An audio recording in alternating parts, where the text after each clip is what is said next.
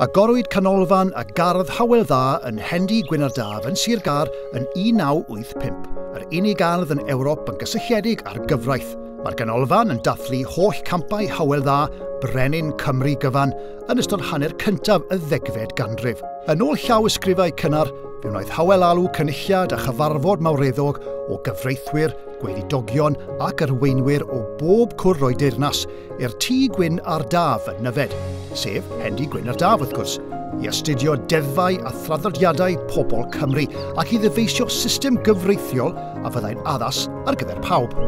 Felly, cynlluniwyd gardd y ganolfan gan Peter Lord o Aberystwyth a rhannwyd yr ardd yn 6 darn, y 6 gyda'i chymeriad unigryw ac yn cynrychioli adran arbennig o'r gyfraith. Mae cyfreithiau a rheolau Hywel Dda wedi disgrifio fel un o'r ryfeddodau hanes Cymru ac yn cynnig mewnwelediad diddorol i gymdeithas yr oesoedd canol yn ogystal â thraddodiadau a moesau pobl Cymru. Ac yna mae'r ganolfan wybodaeth sydd wedi ennill gwobrau yn ehangu ac yn ymestyn symboliaeth yr ardd ac wedi'i cynllunio i fod mor agos a phosib i di yr oes ac yn cynnwys arddangosfa barhaol am waith a bywyd Hywel Dda a'r gyfraith.